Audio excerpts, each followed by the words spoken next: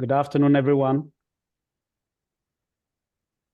We are really pleased to have you all on board. Welcome to the Center for Leadership and Empowerment Seminar Series. Today's seminar, I think, is the fourth in a row. We've had seminars in the past about three. This is the fourth session, and it's on a very special topic, conscious economics. And we are really privileged and honored to have a professor of conscious economics in the person of Professor Jeffrey Overall. So before we actually hit the ground running, I would just like to invite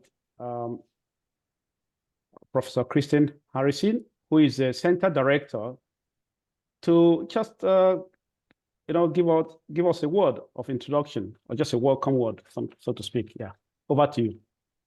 Okay, thanks very much, Lawrence, for doing this. Of course, it's great to have you. I think you said it's the fourth one, so wow, it's true. Yeah. I think the last one was you, if I can remember. So yes, you ran the last one, and it's great to have you. Now we have, of course, Professor Jeffrey Overall. Of course, thank you, everybody, and welcome everybody today.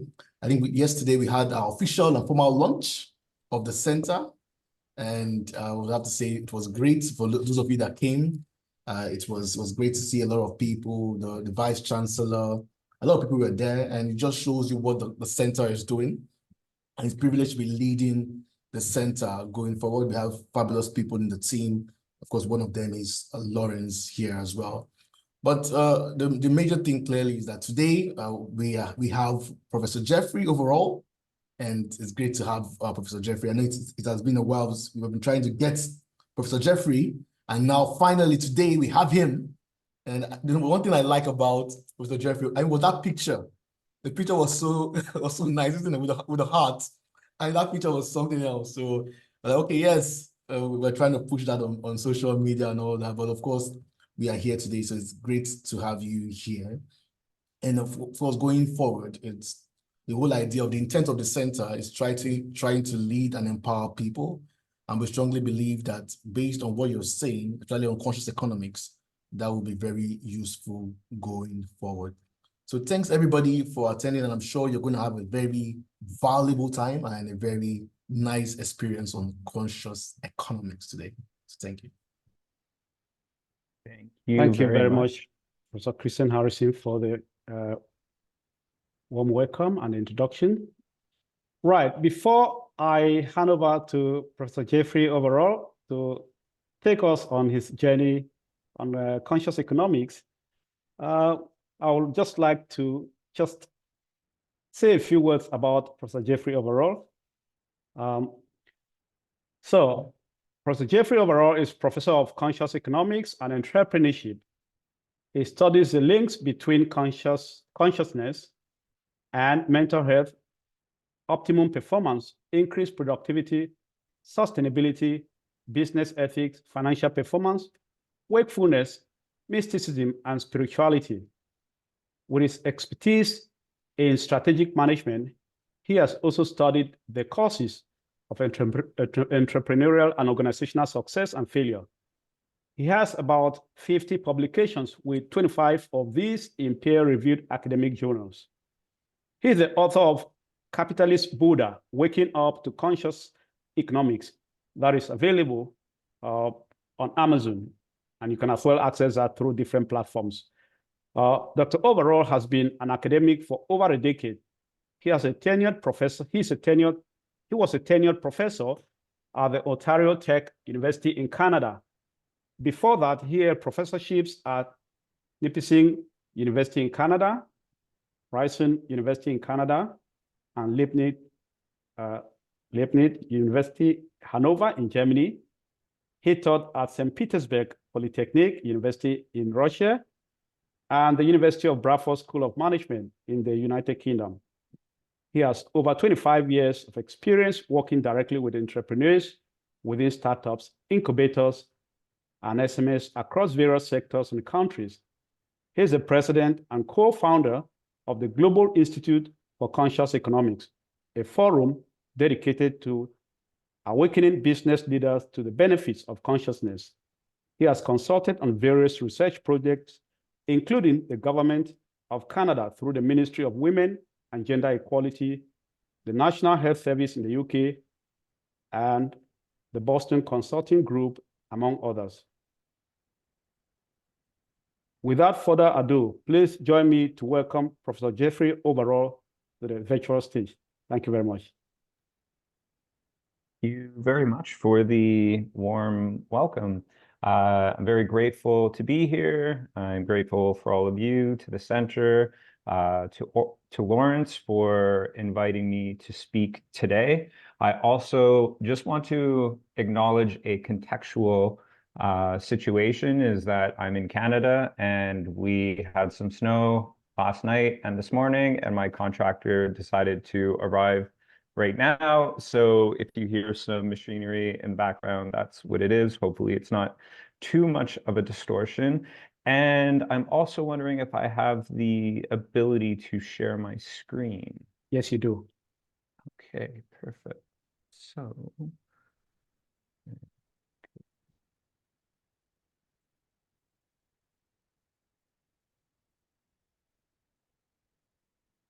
and do we see this? Yes, we can. I can see Excellent. it.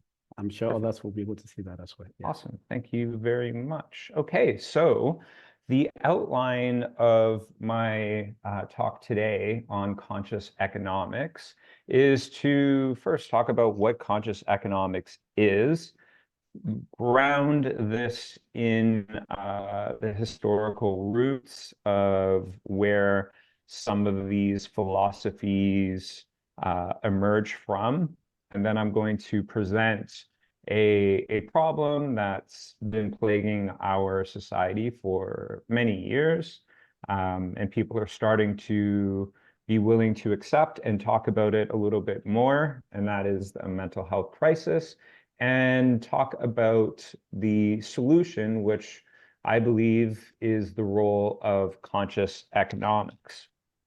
So consciousness is defined as maintaining awareness, and that's being fully present in the moment with an orientation to curiosity of not just what's happening within your body, your mind, your heart, but what is also happening around you, being open and also being in a place of acceptance.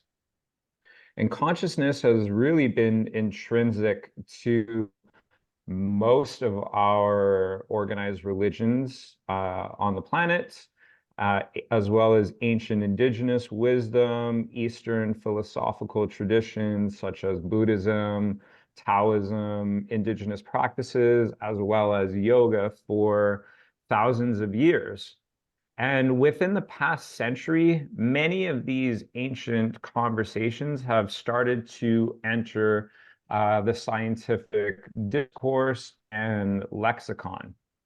So I've created a Venn diagram of what conscious economics really entails. On one side, it's really all the aspects of consciousness. So that involves spirituality, awareness, mysticism, esoteric, intuition, mindfulness, wakefulness, all of these different things, shamanism, transcendence, extrasensory perceptions, oneness, flow, meditation, metaphysics, all of these topics that can be broadly placed into that consciousness or conscious category.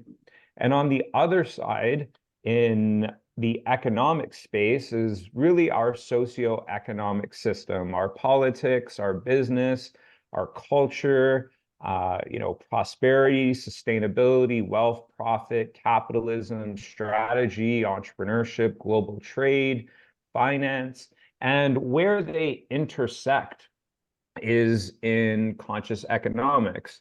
And in Canada, we have Truth and Reconciliation, which is really bridging the challenges that have occurred in this country between our Indigenous founders and the non-Indigenous settlers, unity, which is really finding a place where we can see how we're all interconnected and really the oneness of us all, rational egoism, as well as different types of modalities like financial therapy.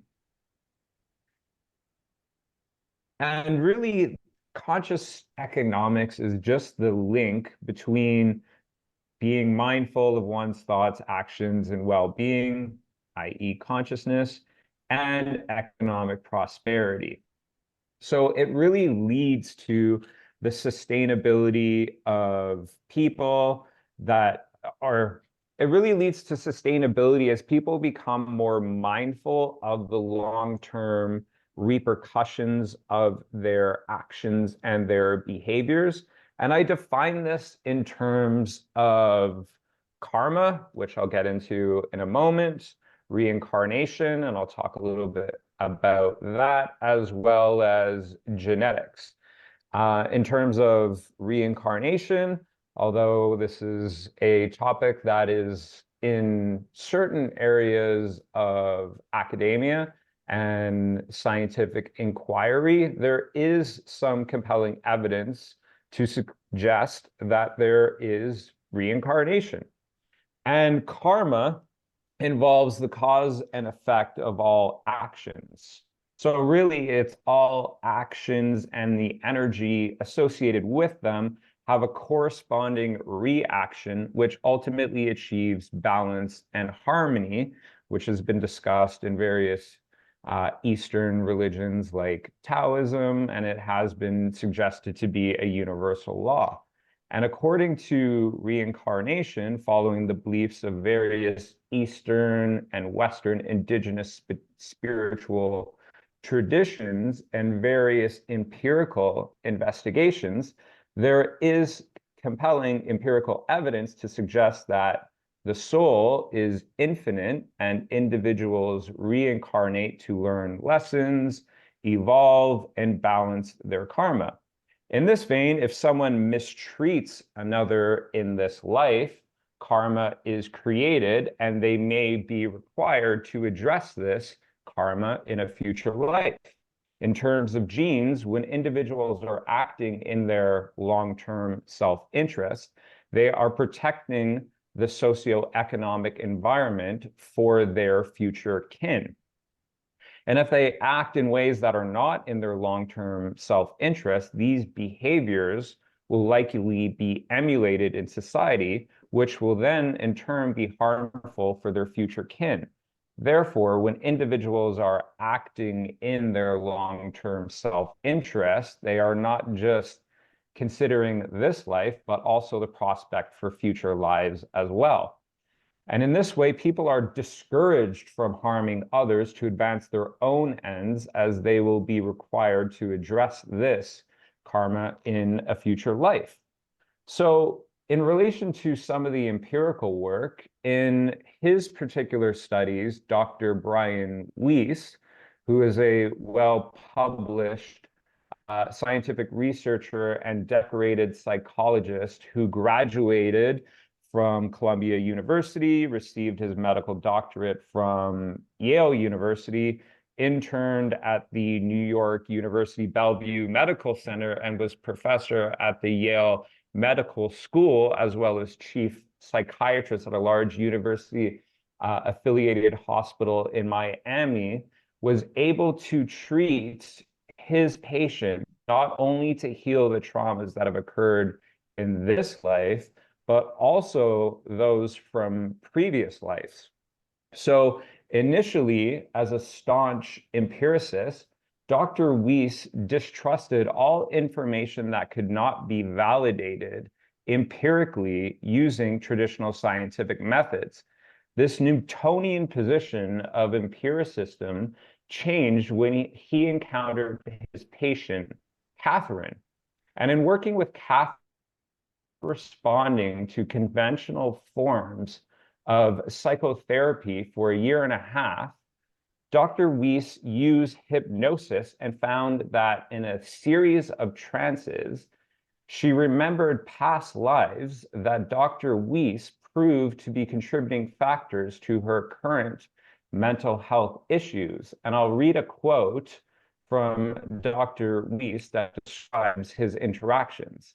He says, "I do not have a scientific explanation for what happened. There is far too much about the human mind that is beyond our comprehension.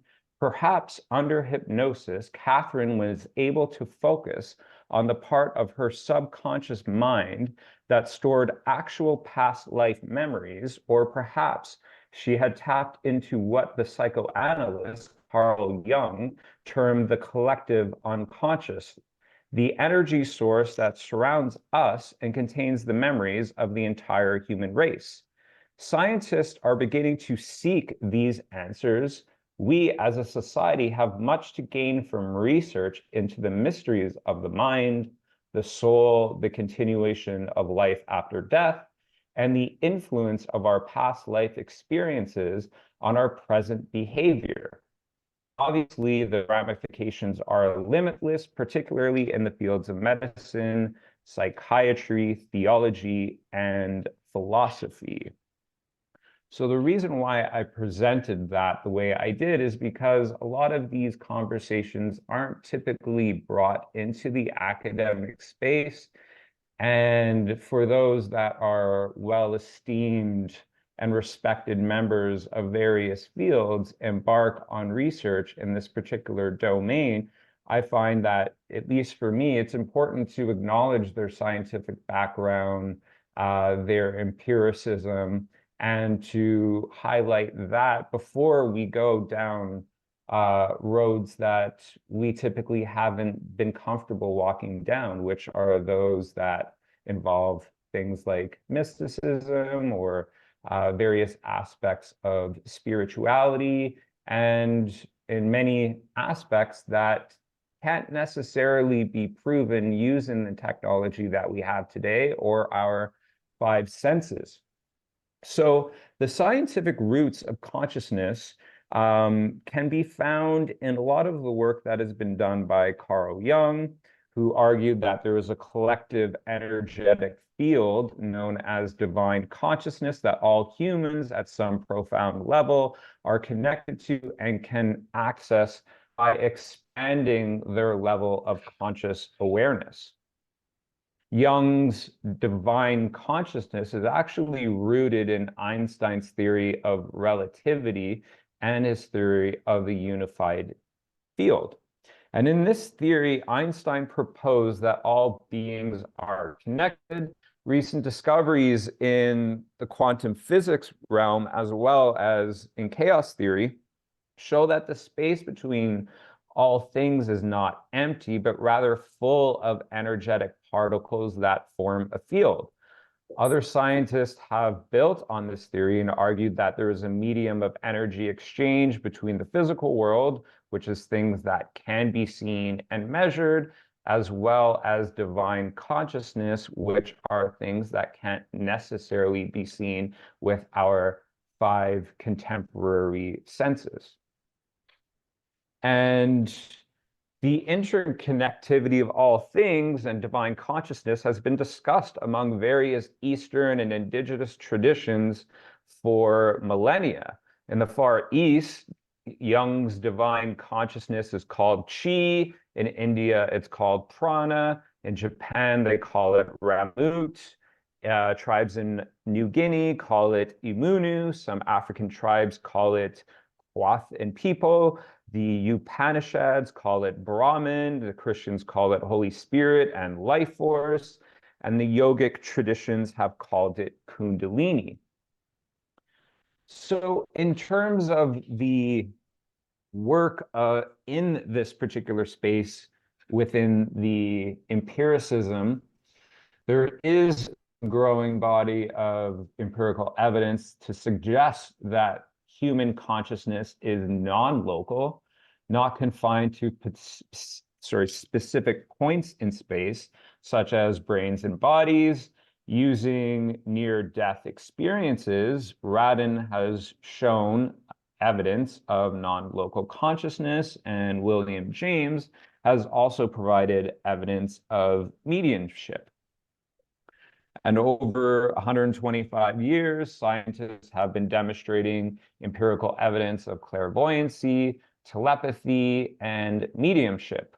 Bradley has shown that the brain and the heart process intuitive perceptions of future events, which suggest that areas of our body are constantly aware of the future. Erickson has proven that electrophysiological evidence of the heart and body's perceptions are constantly receiving, processing, and decoding intuitive information. So all of this empirical evidence is pointing to or suggesting that there is some need for future research in these particular areas so we can understand our human technologies and our senses beyond the five senses deeper, so we can develop more robust theories. Some of the psychological roots of conscious economics is, again, Carl Jung being an early advocate of integrating consciousness, mysticism, as well as psychology. Lawrence Kohlberg, a renowned 20th century psychologist who was responsible for developing the cognitive moral development theory, argued that people progress through various stages on their way to behaving morally.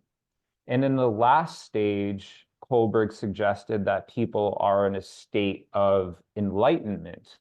And similarly, Maslow, in his hierarchy of needs theory, suggested that when individuals enter the stage of self-transcendence, they are in a state of enlightenment. So there's just a bit of background noise. Oh, there we go. So what both of these individuals are suggesting is that for individuals to at least start to behave in a morally sustainable way, embarking on the path towards enlightenment or expanding their consciousness is the right way to go about doing this. And not too many people are familiar with the additional aspect of Abraham Maslow's hierarchy of needs. Most people are aware of, the physiological needs all the way up to self-actualization. Actually, right before Maslow died, he added the self-transcendence peak on top of the self-actualization. So for Maslow, or according to Maslow, self-transcendence brings the individual to what he termed peak experiences, in which they transcend their own personal concerns and see from a higher perspective. These experiences often bring strong positive emotions like joy, peace, and a well-developed sense of self-awareness. So I really wanted to anchor us into this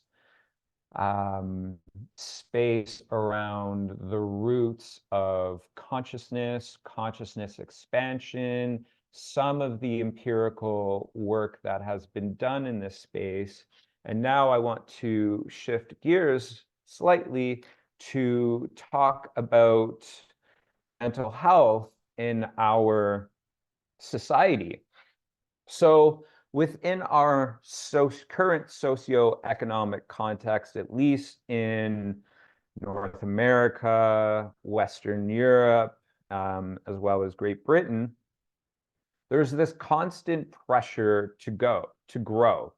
So employees often experience the need to attain ever expanding organizational objectives that are typically tied to short-term profit-oriented expectations.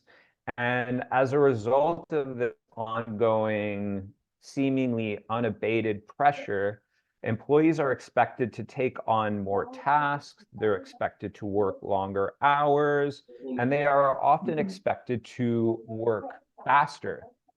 So in terms of the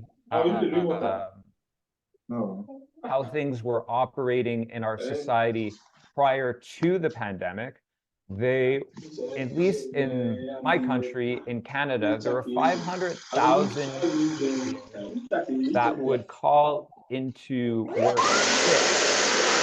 Sorry,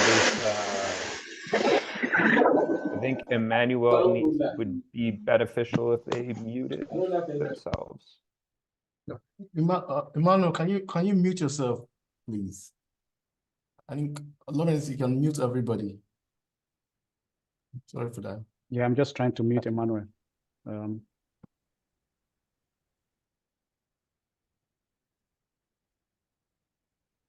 All right, so yes, prior to the pandemic, in Canada, 500,000 Canadians were calling into work sick every week due to mental health. This was costing our economy $20 billion annually, and $6 billion of this was being shouldered by corporations and organizations through a lack of productivity. Globally, the global economy, mental health was affecting it at a 2.5 trillion annual level, with approximately 300 billion of this directly affecting organizations through productivity losses. And then after the pandemic, the economic cost of mental illness has ballooned to 5 trillion globally, and it's expected to rise to 6 trillion globally by 2030. So we are in what I would term a mental health crisis. And some of the work that I'm doing in this particular space of trying to understand what are some of the contributing factors to this. And what I have learned is that a big part of this is unsustainable individual debt or household debt. It's significantly on the rise. Canadians owe 181% of their income. And on the slide, I just demonstrate that in and around the credit crisis of 2007, 2008, we as a society in Canada really started to introduce people to financial literacy programming and financial literacy education, and the debt has continued to rise, and it seems like this hasn't really had too much of an impact. And so, yeah, Canadian households owe 181% of their income. Canadian consumer debt is calculated currently at $2.32 trillion. So essentially, that is the entire net worth of the world's richest person, plus the GDP of Italy. And that equates to the current consumer debt of a population of 37 million people. So what I've deducted from some of my research is that individuals have this overwhelming pressure in the workplace to perform. Could be defined as psychological coercion that individuals experience in the pursuit of their employment objectives. And as a result of that, individuals are experiencing a lot of negative emotions. They're dissatisfied, they're unhappy, they may be working in contexts that disagree with their personal value system. They might have to, compromise their values to maintain their employment. They might have to do things in the workplace that they might morally disagree with. And as a result of those negative feelings, individuals are often, and our socioeconomic system creates a very compelling space for escapism to occur, which is people using, short-term aspects of behavior that can alleviate these negative emotions of unhappiness or dissatisfaction temporarily. They may overconsume food, alcohol. They may conspicuously purchase products and services that they don't actually need.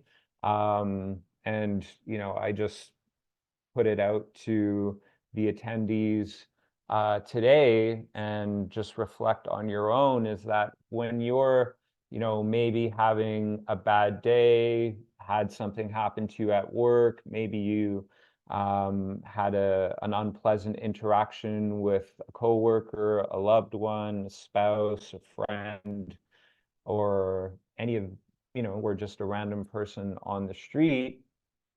And how many of you, after you've had those experiences, are drawn to consume, maybe have a little bit of ice cream or eat some crisps, or maybe consume some alcohol to feel better. And that behavior of escapism can maybe temporarily alleviate some of those negative emotions. However, it doesn't actually get to the root of the issue itself. And the unfortunate thing is, with overconsumption, especially in this country, is that people become more indebted. And as a result of becoming more indebted, they might be less financially independent. They might be less financially sustainable. And as a result of this, become more dependent on their employment. And then through this process of organizational dependent, it just perpetuates this vicious cycle of becoming dependent on their work, having the pressure to perform that fuels their levels of dissatisfaction, personally and individually, makes them feel, more in these heightened states of negative emotions. That again fuels the need to escape.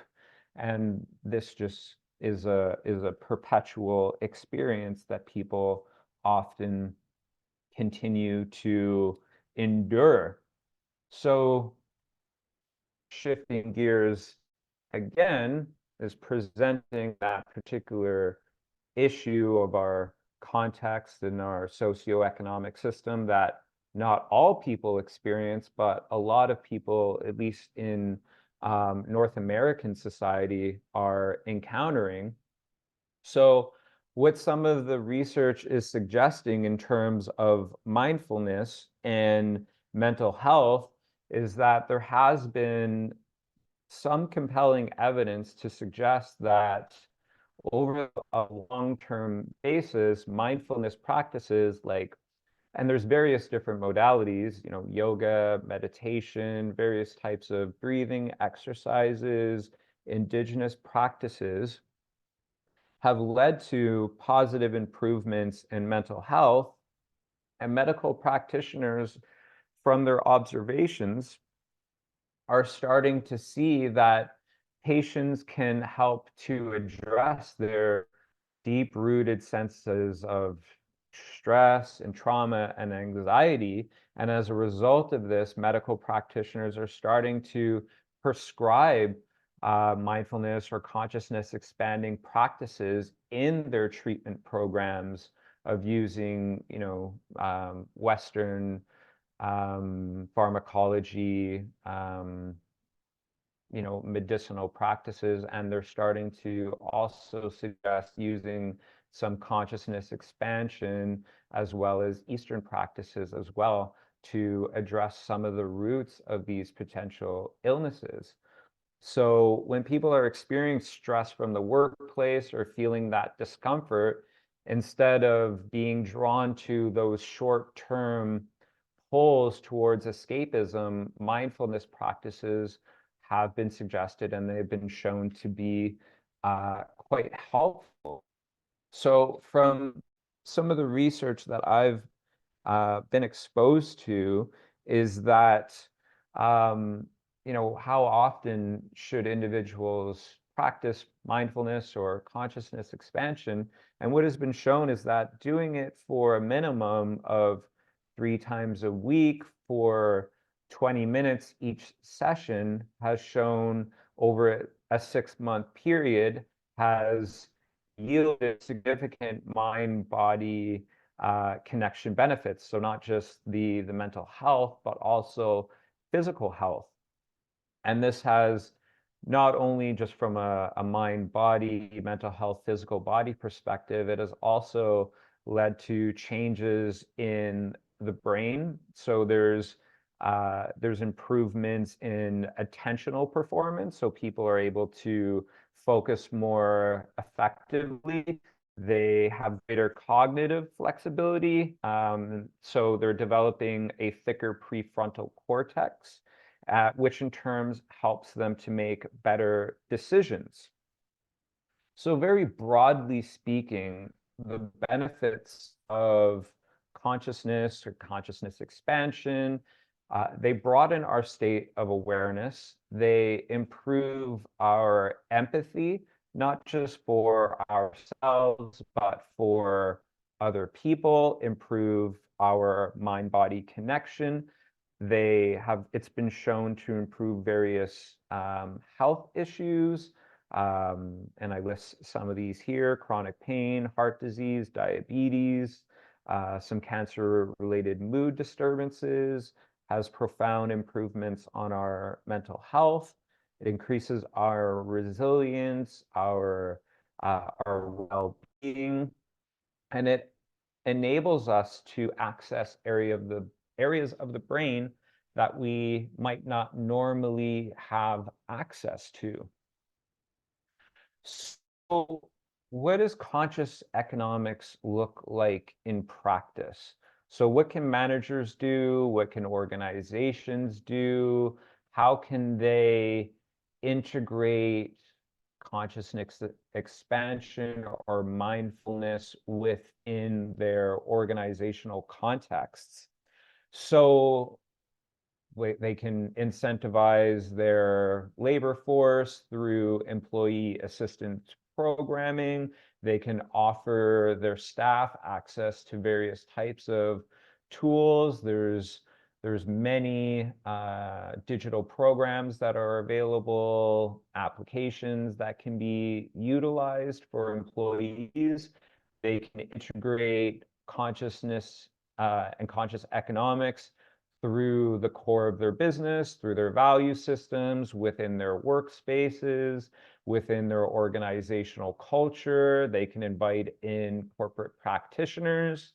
They can provide access to training and events in the workplace. They can also bring executives and senior leadership departments to corporate retreats that feature various different types of modalities. There's many retreat centers that are available all over the planet that work with executives that can provide this particular training. And what is consciousness and business? What is it? What are the benefits of this to organizations, to businesses, to managers, to individuals? Evidence suggests that it leads to improved job performance, well-being, compassion, empathy. There's improvements in creativity as well as innovation. There's improved leadership and the ability of leaders to motivate their subordinates, which is ultimately rooted in their inherent empathy. There's better decision making, improved connection to other people, happiness improves, job satisfaction, loyalty, productivity. It also is leading to more sustainable behaviors through a decrease in immorality, and it has also been shown to optimize performance. So really, at the end of the day, from a manager that is very much focused on, at least from a fiduciary responsibility perspective, on maintaining profitability, is that through employees advancing their consciousness and focusing on improving their mind-body connection, in the end, they become more productive, and that translates to more profitability from an organizational perspective. So that is my presentation. Here are my references from the presentation, and I want to thank you very kindly for your attendance, and I'd be happy to answer any questions. Wow. Amazing presentation. Thank you so much, Jeff, for that very rich, insightful, presentation. To be honest, I have been on an amazing journey. The moment you started, it's like it should not end. I just wanted to have more. Amazing. Thank you so much. Ladies and gentlemen, the floor is open to questions. If you have any questions, please feel free to ask directly, or you can type your questions in the chat section, and I'll read those, and then Jeff will be able to respond. Thank you so much.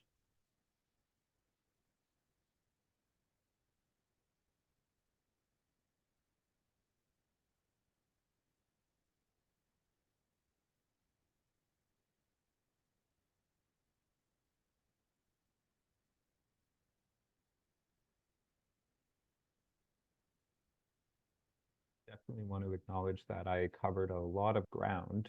Yeah, I can see Jill has raised her hand. Yes, Jill, over to you, please. Hey, thank you, Jeffrey. I thought that was extremely interesting, and I agree with Lawrence that you covered so many things. It was extremely sort of stimulating and thought-provoking. And I think I was expecting you probably to say much more about business and economics than you actually did. So I'm interested in all of the things that you've spoken about here, and I'm just wondering whether the problem and the solution, if I could put it that way, might be part of the same thing, in as much as you're talking about people becoming, ultimately, I suppose, better workers because they're not going to be so stressed and they're not going to be indulging in these escapist practices, which is so detrimental to their health. But presumably within a business context, we're still concerned about people becoming, economically successful subjects. And so I suppose what I'm trying to reconcile in amongst all of this, which is incredibly rich, is how we're thinking capitalism alongside mindfulness or consciousness raising, because you were so interesting in everything you were saying about you're getting away from individuality and tapping into sort of a deep collective unconsciousness. And it seems that the workplace, the economic system in which we find ourselves is all about a kind of competitive individualism. So it's very laudable trying to sort of reconcile those things, but it seems to me that the things that are making us sick are perhaps not going to be part of the solution. Yeah, that's I very appreciate the dialogue and the comments, and I tend to agree with you is that there's various aspects of our socioeconomic system that are contributing to these particular challenges within our system. And I mean, there are a few, in my view, fatal flaws in this particular system that are causing a lot of these mental health issues to perpetuate in our society. And I think one of the big ones, and it's a very controversial thing to at least talk about in my country, in Canada, as well as is North America, is the political lobbying system that really enables corporations to seek privilege from lawmakers, that enable certain behaviors that lead to individuals or corporations to compromise the interests of others for their own. And I think that's really at the root of the issue. And from a philosophical perspective, is at least from what Adam Smith spoke about, is anti-capitalistic. So I think that's a profound fatal flaw in our system that I don't think people are prepared to. I mean, I don't want to, project anything into the future that isn't something that I want. I'm hopeful that people are willing to have that conversation, and in a very public way, to recognize how detrimental it is to every aspect of our well-being is enabling those types of activities to occur in our society. And I think that in my view is that if more people really look within and embark on their own path towards enlightenment, their own healing, as the indigenous people in our country talk about, I think a lot of the self-realizations will start to present. And people may want to then start asking for different things out of their employment or out of their workspaces, where things that have been occurring in the past are things that they're no longer willing to accept. And the pandemic has really shown that to the workforce. So I'll pause there. Thank you very much for that response, Jeff. I can see Ijoma has typed a question here. I want to get a better understanding of spirituality linking to EAP. Yeah. Ijoma, what do you mean by EAP? Could you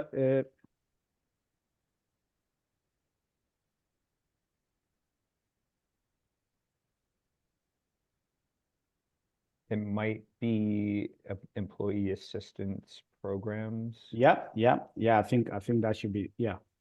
So yeah, a better understanding of linking spirituality to employee assistance programming. I think that in terms of spirituality can mean a lot of different things. So I can just put that within the space of consciousness expansion or opening up people to various tools or modalities that have been framed within a spiritual context. You know, mindfulness meditation can be a secular activity. It can also be a very spiritual one.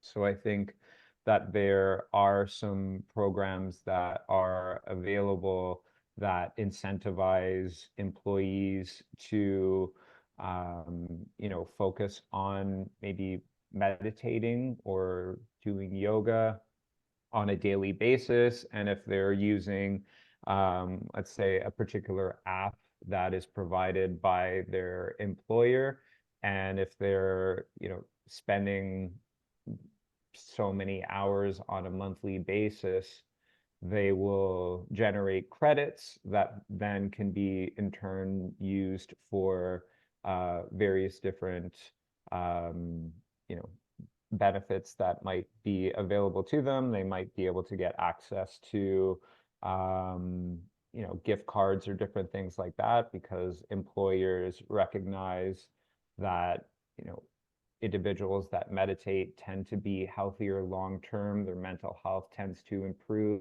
and as a result of that, they're not relying on their employee health benefits as extensively to others that don't. And as a result of that, employers may want to incentivize their labor force to utilize these particular activities. So that is one way that it has been integrated within the employee system program perspective. Thank you. Thank you very much for that response, Jeff. Any other questions, ladies and gentlemen?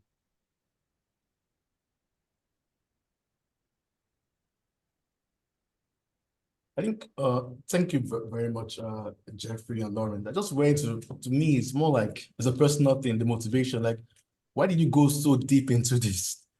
What was really your drive? Because I can see that it's something, it's more personal than even theoretical. So why did you really want to go into this part of the of this research? You've done a lot of work on it, clearly. So what was your personal motivation going deep into conscious economics? Thank you. Thank you for asking that question. So for me, my personal story is that I come from industry.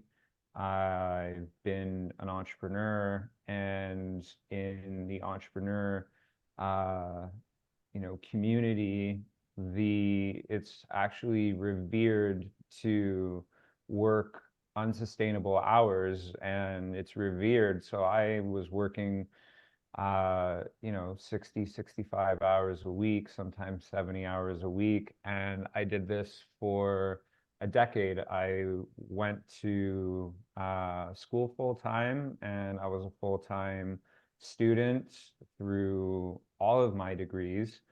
And then I made the transition to academia.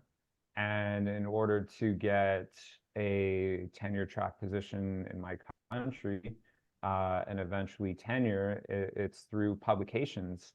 And so I had this this ability to continue to work, you know, such long and unsustainable hours. And I did this for a decade, and I started to get sick.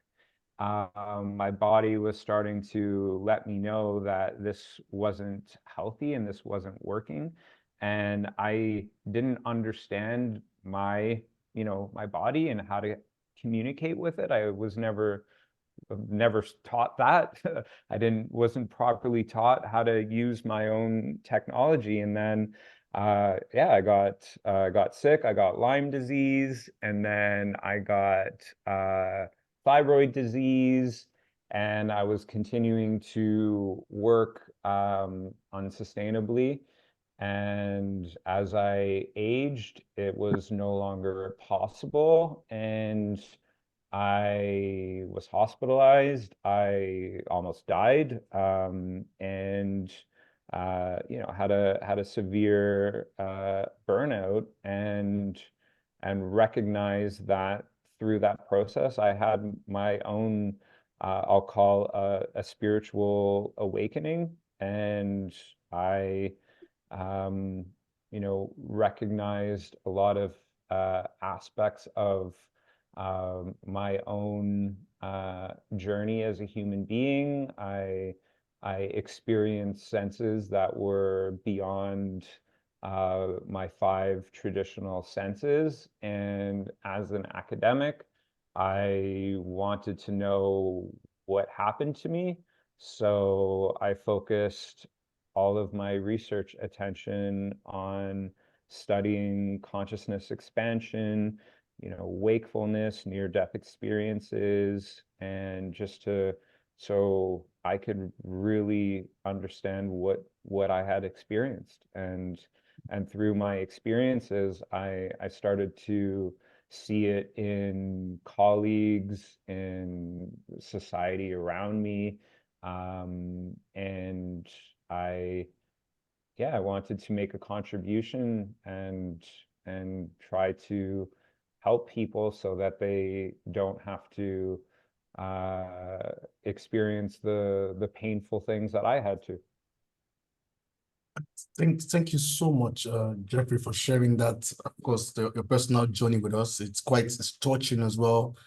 And most of the time when we do research, there's always a motivation behind it. And for you, it's a personal one. And that's one of the reasons why this center is here. It's to try to empower people. And what you're doing clearly is trying to empower people, empower others, empower communities. It was a fabulous presentation. I was quite like, wow. I was like, okay, this is very detailed. So I knew there was something personal here. So, but I'm so happy that and we feel privileged for you to have shared this with us. And the good thing is you're making impact. I always tell my colleagues, research is about impact, and you're impacting lives because of your life was transformed by your own experiences. So thank you so much for doing this. Thank you. Thank you very much for those kind words. Right. Any other questions, please? One last question, and then we can round up. Any other questions from the audience?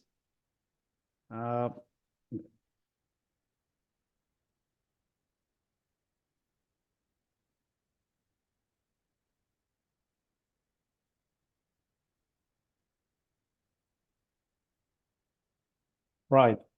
So it's been, I think, a fantastic, probably more than a fantastic experience for me. I've really enjoyed the presentation.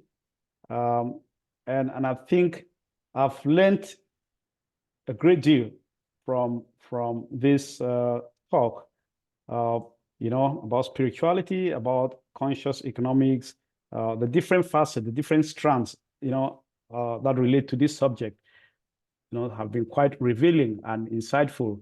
I think that has really sparked my motivation to want to know more about conscious economics, because I think as a society, as a community, we need some of these ideas. The current trajectory, the current direction of the world, of society, particularly in the workplace, could be improved, by ideas relating to conscious economics, such as meditation, mindfulness, and all those things. And I'm extremely thankful on behalf of the center to Professor Jeffrey Overall, who is a friend, but also someone that I've had the privilege to know for a very long time. So thank you so much, Jeff, for giving us the opportunity to learn from your wisdom, your insights, your perspective. And I can only see the whole idea of conscious economics expanding globally, because people need this kind of messages, and it will make a real difference to the world. Thank you so much. Without further ado, I think that marks the end of this presentation. The video recording will be made available on our website, on our center site. So I'll be sharing the link as well, probably tomorrow, with all the attendees. So please continue to follow us on social media, LinkedIn, Facebook, but also Twitter, or X, as you call it at the moment. Okay. And if you want to learn more about conscious economics, you can look at the links.